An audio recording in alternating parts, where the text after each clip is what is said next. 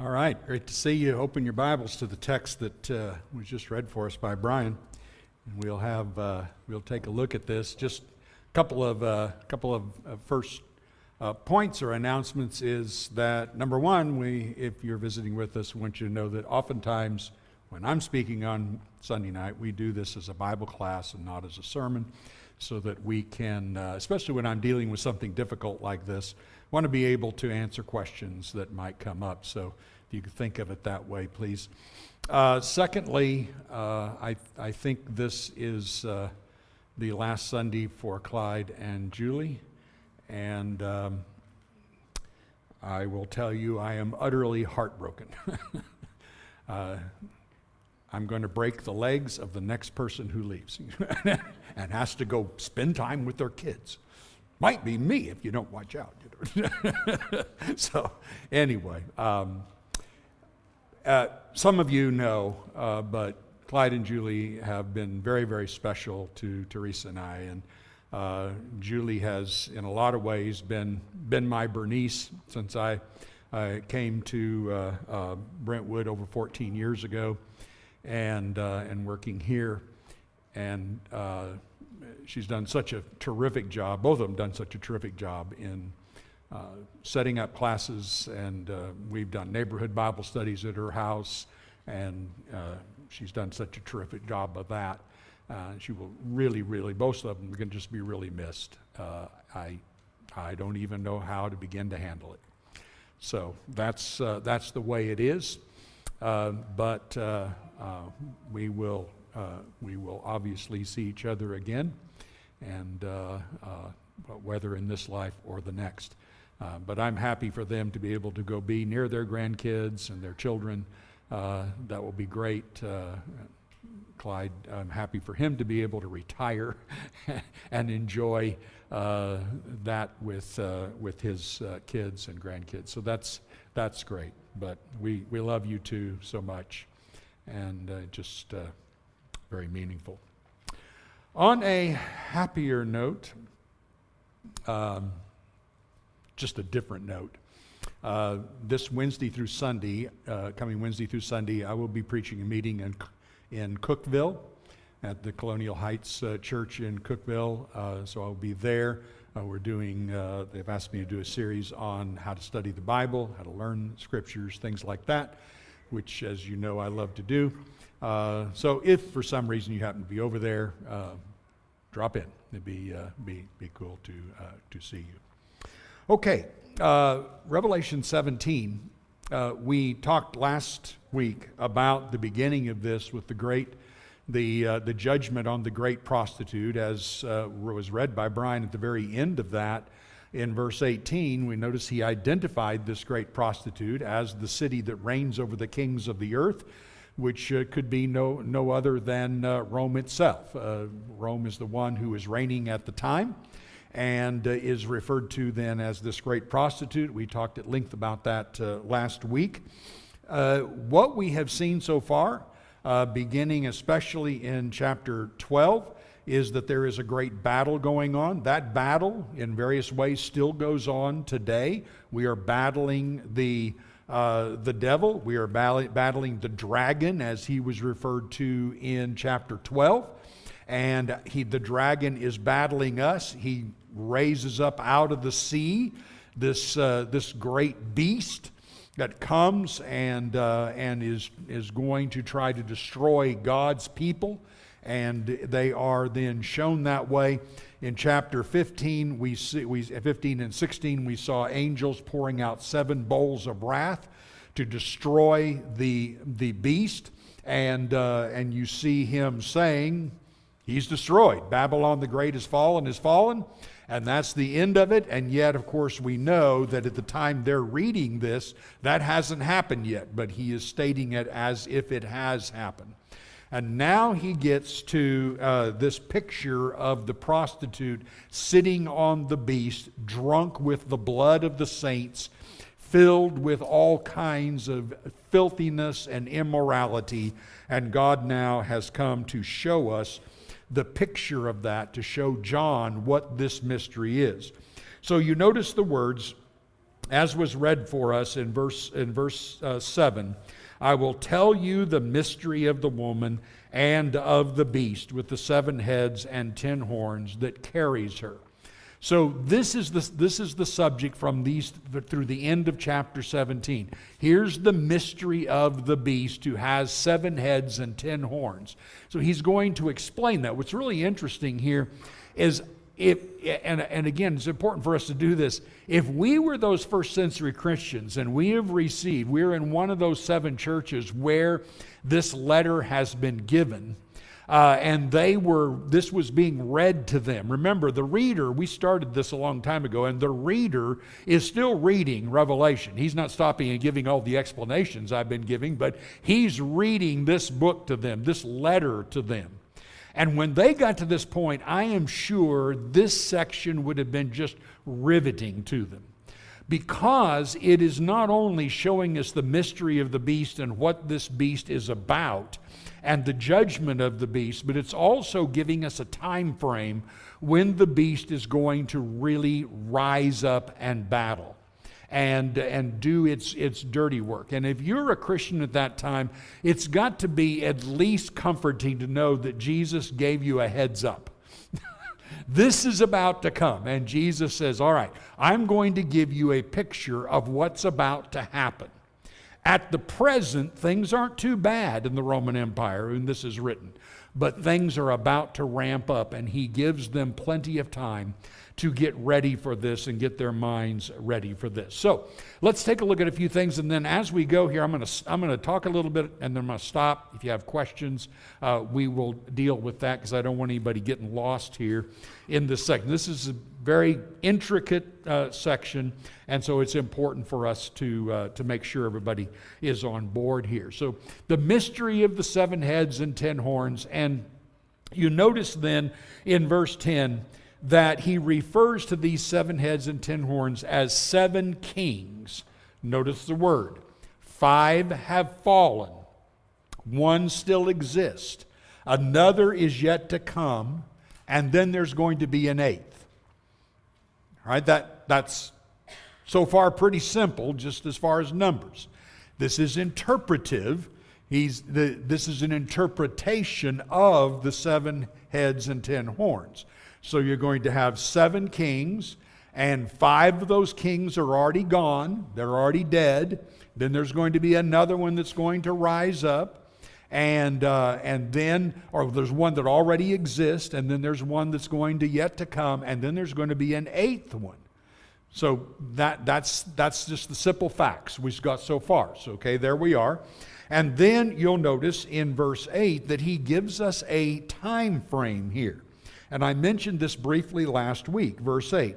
The beast that you saw was, past tense, and is not, present tense, and is about to rise from the bottomless pit and go to destruction. So if you were listening to the letter that is being read to you in the first century, everybody would go, wow, the emperor that's reigning right now is not the beast. But there is one that's going to rise up and that's going to come. 5 have fallen, 1 is not, or the one that is not the beast, and then there's going to be one that rises up after this. So we're given a time frame here, really pretty simply, and then this 8th is going to come about as well. And then we notice when you compare verse 8 and 10, notice the similarities that are used here. You have in verse 8, the one that the beast that you saw was and is not about to rise. Then verse 10, now the interpretation, they are also 7 kings, 5 of whom have fallen. 1 is, there's your present tense again, and the other has not yet come, and when he does come, he must remain only a little while. Okay, so the one coming after the present king is going to remain only for a little while. And then as for the beast that was and is not, it is the 8th, but it belongs to the 7, and it goes to destruction. Okay, don't get confused with that. The 8th is like the 7. The one who is not the beast. All right, so you've got these kings here, and he's throwing all this on the page, and it sounds a bit confusing at first, but it is very, very helpful. First thing that's helpful here is that when you look at this, you see a time frame. The present emperor, when the letter was written, is not beastly, if you will. He's not a beastly persecuting emperor as the one before and as the ones that are going to come after. So you're getting that time frame. Now, if you're living in the first century, you'd have caught that right away. You'd have said, okay, what we're living in now is different than what's about to come, and it's different than what was before us. All right, so we haven't got to names or kings or things like that yet, but this is where we are so far. Let's notice one other thing, and then I'll give you a chance to ask some questions here. So in chapter 13, notice the similarity when we were first introduced to the beast. Chapter 13, verse 1, and I saw a beast rising out of the sea with 10 horns and 7 heads. Okay, same guy. With 10 diadems on its horns and blasphemous names on its heads. And the beast that I saw was like a leopard, its feet like a bear's, and its mouth was like a lion's mouth. And to it the dragon gave his power and his throne and his great authority. Remember when we studied that, that is nearly identical to what the fourth beast of Daniel was in Daniel chapter 7. Okay, and then notice verse 3. One of its heads seemed to have a mortal wound, but its mortal wound was healed, and the whole earth marveled as they followed the beast. All right? So you have 7 heads, 5 have fallen, 1 has a mortal wound, and then he comes back to life. And that's going to parallel the 5 kings that are already gone. The 5th one, and I'm going to show you this in a second, the 5th one is the one who has the mortal wound, and then the one who is reigning right now is not one of the beastly ones, but the one with the mortal wound is going to come back to life in the 7th and 8th. And so the mortal wound's going to be healed. Sound really confusing? All right? Yeah, good. I was glad it would. So I wanted to make sure you're really, really confused, because this is all going to fit together. Before we get any further, let me stop. Any questions? Anything? I mean, you just got these numbers in your head right now, all right? Anything you want me to clarify? I'm going to clarify a bunch of things in a second. All right, we're good so far? Maybe? You're not good so far because you don't know the details, and that's what we're going to go with right now. All right, so one other thing then, verse 11, an 8th horn identifies the beast that rises up. Okay, that's what he says in verse 11. The beast that was, for the beast that was and is not is the 8th, but it belongs to the 7 and it goes to destruction. In other words, this 8th is like the 7, is going to have the beastly nature, and he rises up, and then he is the one who's going to pick up that persecution. He's the mortal wound that was healed. All right, so there's just details of numbers and kings there for a second.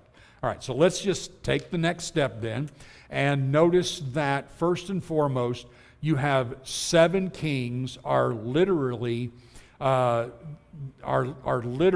number 7. Now, the reason I'm bringing this up is because all the way through Revelation, we have talked about how numbers are not literal. The dragon is Satan. Is he really a dragon? Does he look like a dragon? No, he's a Chinese picture of a dragon in a parade. That's what he is. But he's giving us a picture of how bad he is. Jesus has 10 heads and 10 horns and power and all of this. So there's all kinds of pictures of numbers. But when you come to an interpretation of that, you're reading literal. There were literally 7 churches. When Daniel talks about 4 beasts rising out of the sea in Daniel 7, he turns and gives an interpretation. He says the 4 beasts are 4 kingdoms. Oh, now we're talking literally. Okay, the beasts are symbolic pictures. But the number 4 is literal for kingdoms that came about. So I'm just pointing out, when you get to an interpretation, you are being given the literal meaning of what the vision looked like. It's the same done in interpretation, as we just said, with the book of Daniel. That's the idea. I wanted to just briefly hit that. Everybody understand that? Very good at that? Okay. All right. So obviously, even in very symbolic, visionary things, there are still some literal things that, because they're interpreted, here's the meaning of it. And so then you know you're dealing literally with it. So let's take a second just to compare Daniel's vision, okay? So go over to Daniel chapter 7. I want just get this in your mind very quickly. We're not going to spend a long time on this, but I want you to make sure so that you see this in Daniel, so that as we see it in Revelation 17, you're not confused. Okay, Daniel 7, this is when you see verse 2, Daniel saying in the night visions, 4 winds of heaven were stirring up the great sea, and 4 great beasts came up. We have talked about that. Look on down at verse 7. After this I saw in the night visions, behold, a 4th beast.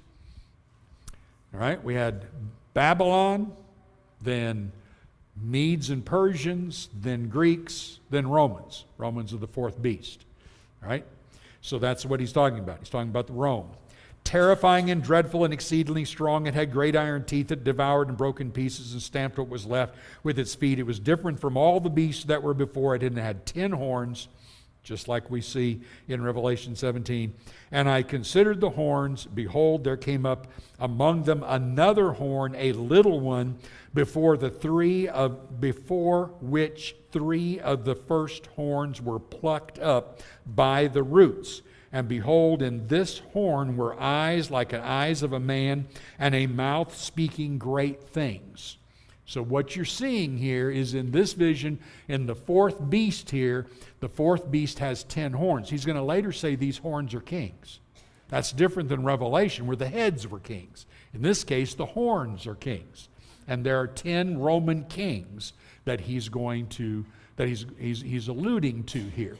And you notice when the 10 horns are there, there's going to be another horn, just like in Revelation there was an 8th head that rose up. In this one, there's another horn that rises up before 3 of them who fall. 3 of these are plucked up by the roots. Okay, so there's the visionary picture, verses 11 and 12. You'll see the judgment then of them. I looked, and behold, because of the sound of the great words that the horn, this is the mean, terrible horn that was speaking. And as I looked, the beast was killed, and its body destroyed and given over to be burned with fire. As for the rest of the beasts, their dominion was taken away, but their lives were prolonged for a season and a time. So all these beasts culminating then with the Roman Empire, and eventually it is destroyed. And we know that from verses 13 and 14, which is when the Son of Man takes the throne, and he then is going to conquer these, and he's going to reign forever and ever. Skip down to verse 19. He says, Then I desired to know the truth about the 4th beast, which was different from all the rest, exceedingly terrifying, with its teeth and iron, claws of bronze, and which devoured and broke in pieces and stamped what was left of its feet. And about the 10 horns that were on its head, and the other horn that came up, and before which 3 of them fell, the horn that had eyes and a mouth that spoke great things, and that seemed greater than its companions.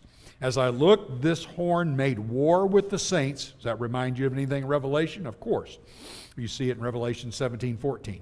I made war with the saints, prevailed over them until the Ancient of Days came, and judgment was given for the saints of the Most High, and the time came when the saints possessed the kingdom.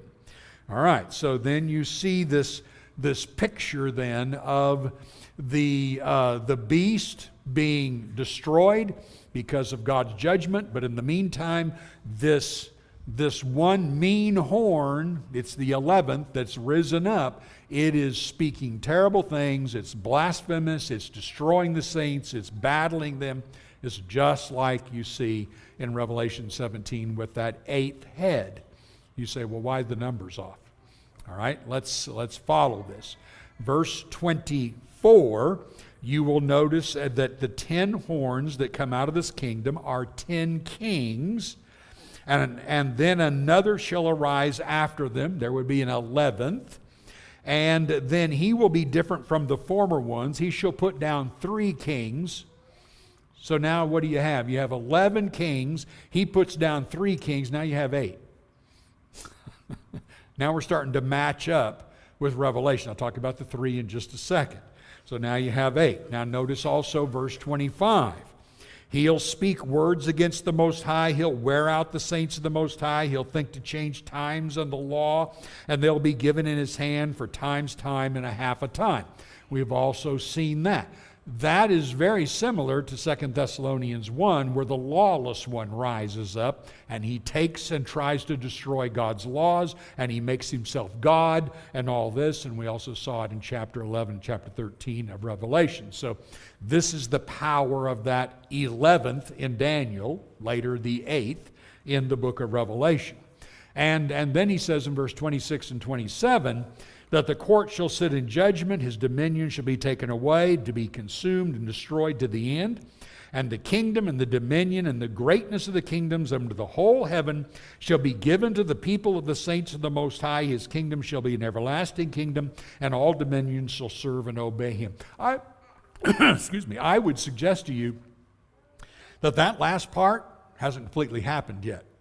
I think you can read that and say, yeah, we are going to receive the greatness and the dominion of this kingdom, and it's going to be given to the saints of the Most High, but we're still in the middle of battling. We're still in the war that's going on. So it's important for us. One of my mistakes early on in reading Revelation is I looked at it as, that happened then, now we're over here. Not so. The battle still goes on. And at the end of chapter 12 of Revelation, verse 17, what is the dragon doing? He is going off and making war with the offspring of the woman. And he is still in existence, and he's still making war with the offspring of the woman, which is us. So it's important to remember that, because you and I need to live and breathe in this battle. We are part of the battle. We are part of making this battle victorious for Jesus. And Jesus works with us and through us. And it's important that we see it exactly that way. Okay, now with all of that, let me give you, let's get to these identifying these kings that are of the 7 heads. All right, so here's just a list of the various Roman emperors. Augustus is the first emperor. By the way, Julius Caesar was not an emperor. No one before Augustus was an emperor. They were dictators, but they were not emperors.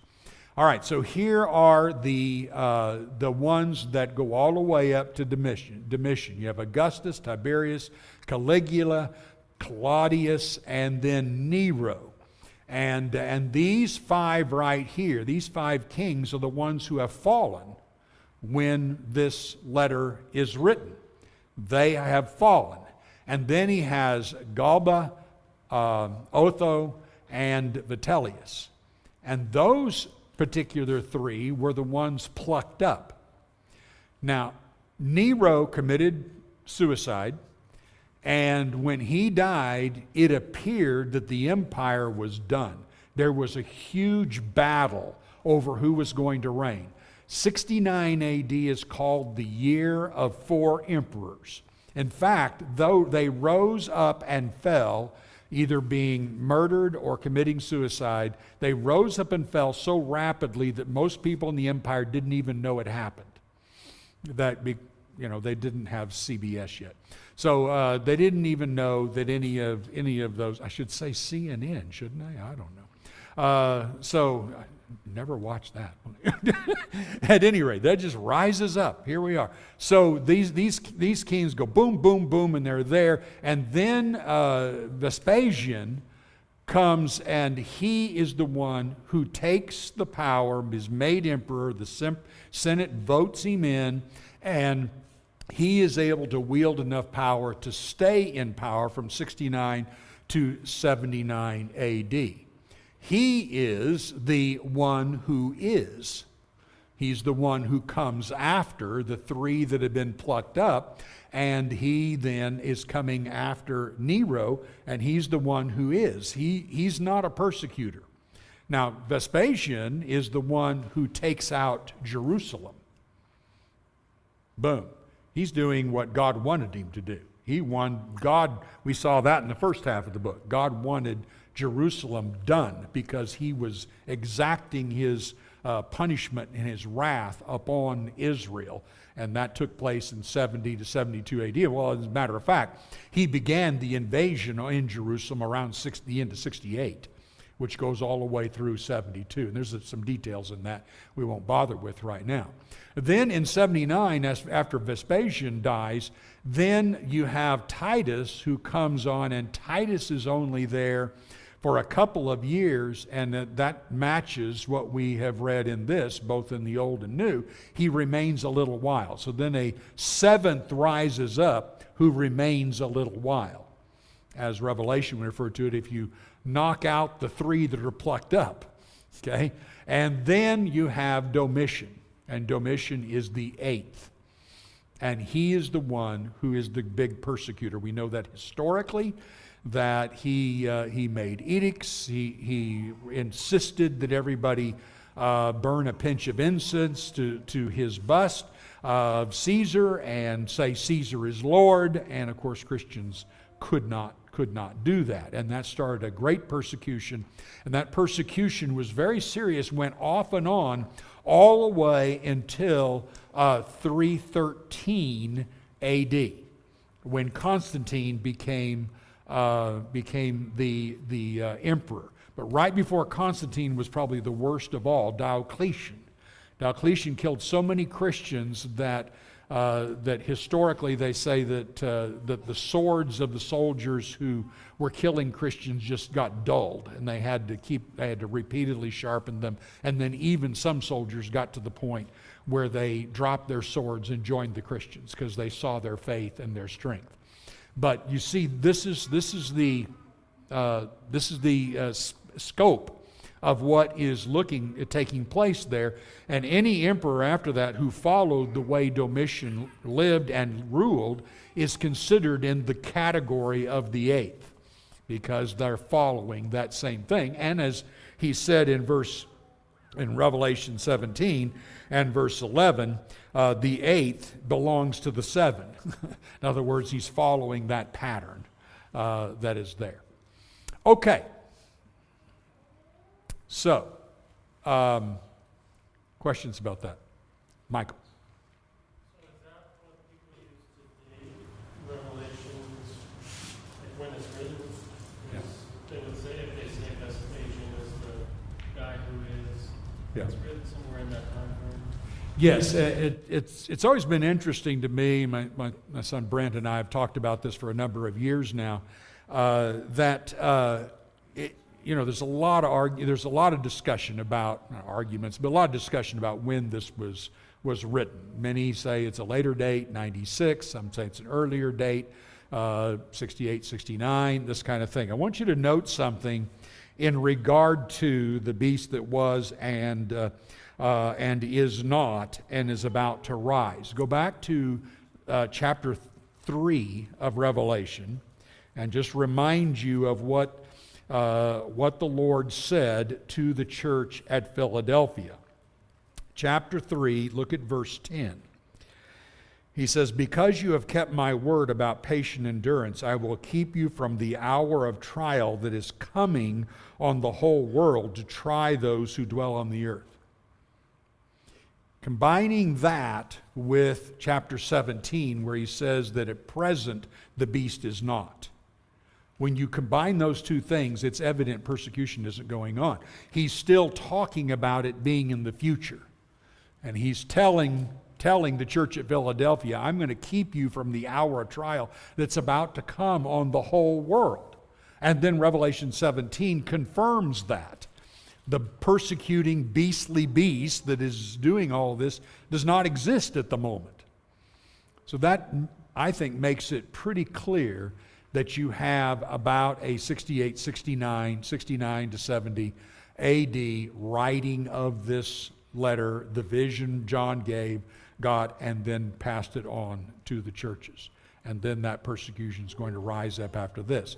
If you take the later date, this is the problem I have. If you take the later date, like 96, that was at the pinnacle of Domitian's persecution.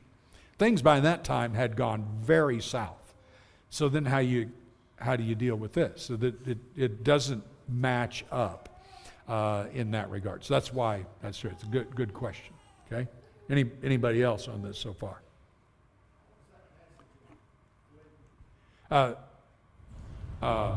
Revelation 3:10. Not Philippians. Revelation 3:10, where if you were talking about the hour of trial that's about to come upon the whole world. It's Revelation 3:10. Okay?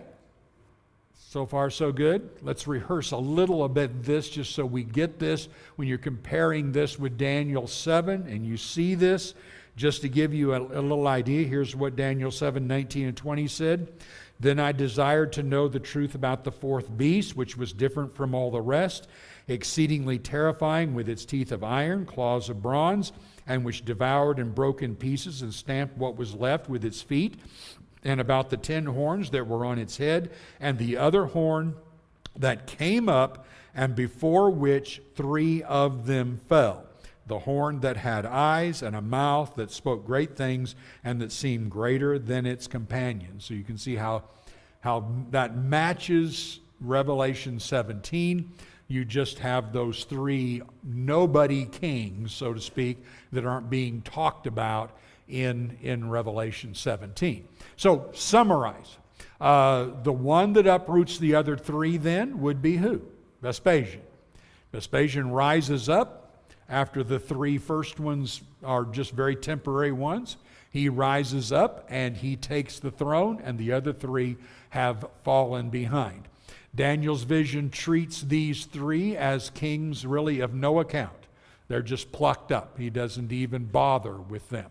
And then in John's vision, we see 7 kings plus 1, thus leaving out the 3 that were plucked up. So the match is there still again.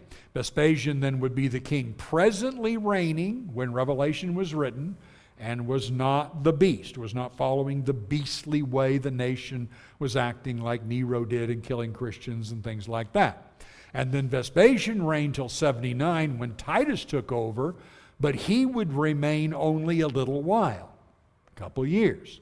And then he dies, and then Domitian takes over. So, brief summary there. Everybody good with that? We see that?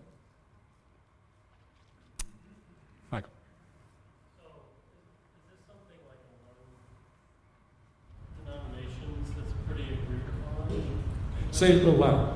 Is this something like among all the denominations that's like agreed upon, that these 10 horns are these 10 guys? That's pretty well understood, yes. Now, of course, that would not include those who see Revelation as still future. And obviously you have a lot in denominations that say nothing in Revelation has happened yet. And that's very problematic with what we've already read, obviously, in Revelation, because there's something, well, the biggest argument I'd say then this means absolutely nothing to the people of the first century. He's talking about something that hasn't even happened 2,000 years ago, years later. So what, they'd be going, what are we talking about here? So that would be the major problem there, right? But yeah, just as far as the following those kings, that you can read that in denominational commentaries as well. Okay? Anything else? Yes. Is that a lot of the events had a very specific meaning to the people then, but it's still just as applicable to us today, the general idea of Revelation. The idea of through persecution, through governments that come that are bad, those who have followed God faithfully will be rewarded, because God will always defeat the bad that's here. It doesn't matter what kind of power it is. As long as it's bad, God will defeat it. The saints that have stayed faithful through Yes, very good. That's one of the things we have emphasized in each of the lessons up to this particular point, is that we are still dealing with this battle that is going on, and you can be in a like when Rome was getting when the Roman Christians are getting this letter, the Christians of the empire, when they're getting this letter, you would say, well, is Rome a beast right now? No. But is it going to be again? Yes. Okay, so the same thing can happen today. You can have a government that is not beastly, and then you can have new leadership rises up, and they can become beastly. And they can start persecuting, and they can start, if nothing else, filling their cup with the prostitute's cup of immorality and filthiness and every kind of terrible thing. And then you starting to see the rise of a beastly nation. And though that can go back and forth for a time, and it did with Rome. Even when you get into the 2nd century, by the way, there were emperors who didn't bother with that persecution. In fact, there were periods of time in which people were building church buildings again. Kind of interesting, and nobody's bothering. And then another one would rise up and everything would change. So we are beginning, as our government becomes more dictatorial, and a lot of you aren't old enough to know the difference between our government 50 years ago when it was not so dictatorial. Now, a president rises up and he says, well, I can do anything I want even if the Congress doesn't let me. And so they become very dictatorial. And as that takes place, we'll probably have more of this up and down type of thing. But Jesus is going to take this. He's going to take care of this. We don't worry about it. So that's the other side of that coin. All right, so let me just point out a couple other things, make sure there's any other questions here. So the 8th that comes into power would be Domitian, and he corresponds to the 11th horn in the book of Daniel, and he's the one that has the mouth speaking great things. And so that's that persecuting emperor that rises up that matches with Domitian. And Domitian in his resurrection is really the resurrection of Nero, and the head with the mortal wound in chapter 13. When the mortal wound was healed in chapter 13, by the way, it says, and the world marveled. And in chapter 17, when you have the 8th that rises up, the same thing happens. The world is marveling. Oh, wow, the beast dead, and now it came back to life. And so they're seeing this. You know, Satan loves to match anything God does. God did a death and resurrection, I can do that too. And that's the way you can see that happening. And then Domitian, as I mentioned, will carry out the prophecies of chapters 11 and 13 and 2 Thessalonians chapter 2, 1 through 11. Okay, that's all I've got on the 7 heads, 10 horns. Any other questions on that?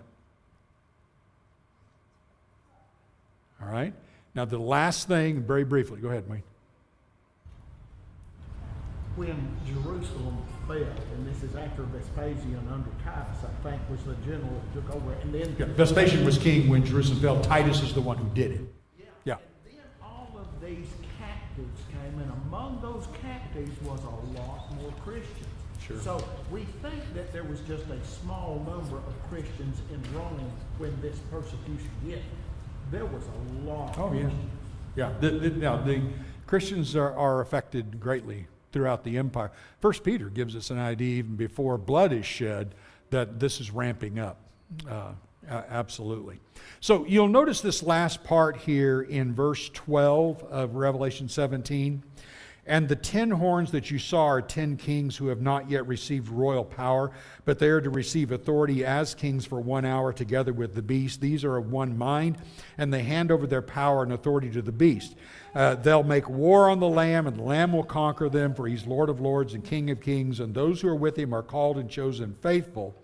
And the angel said to me, the waters that you saw where the prostitute is seated are peoples, multitudes, nations, and languages.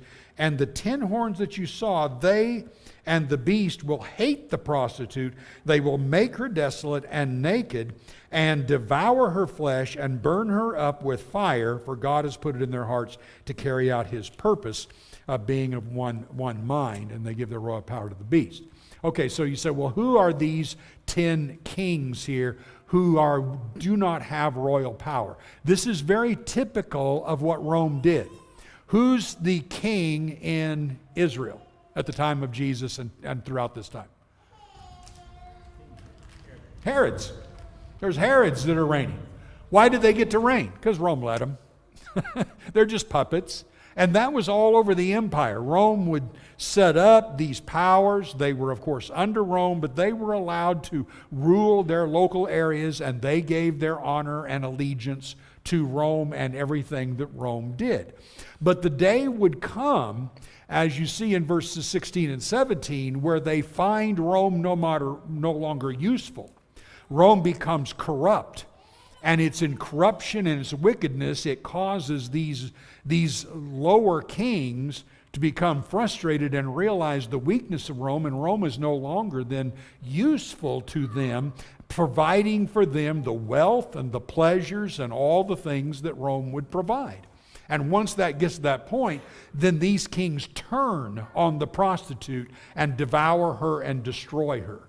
And that is exactly why Rome and the city is referred to as a prostitute.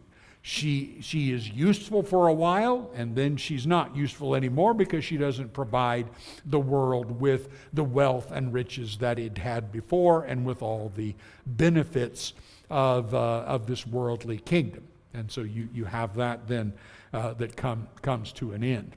So I would conclude this with 2 main lessons here. First and foremost, verse 17 reminds us that God has been in control all of that time. Now, if you were living as a Christian during the days of the 8th Domitian, during the days of persecuting beast, it would be easy to say, God, are you ruling? Are you on your throne? What's going on here? It is easy to be just like Habakkuk, where he says, Lord, do you see all this horrible stuff going on? Why aren't you doing something? We feel that oftentimes today. It was really, this is getting bad. This is awful. Lord, are you there? Are you reigning? And we have in this a very clear statement. He is on the throne. He will take care of us in his time. This is part of his will. This is a testing for his people, but it is also a way in which he goes about destroying the dragon and the dragon's rulers. That's how that works out. So that's one of the, I think, great things to get out of this. And secondly, verse 14. Please never forget it. It is the thematic verse of the book of Revelation, where they make war on the Lamb, but the Lamb conquers them because he is Lord of lords and King of kings. Now, whoever's elected, one thing we need to remember is Jesus is the Lord of all lords. He's the King of all kings. And they are going to be under him, and that will happen according to his will. And we need to put trust in our God and in Jesus and what he will do, because he is in dominion. He will be the king. And that is, I think, very, very comforting. And to remember, too, that we are also fighting with the Lamb, and we will be victorious, regardless of what takes place. Could be a time of persecution, could be a time of bad things, etc., whatever. We have hope, and we're going to live by that hope. All right.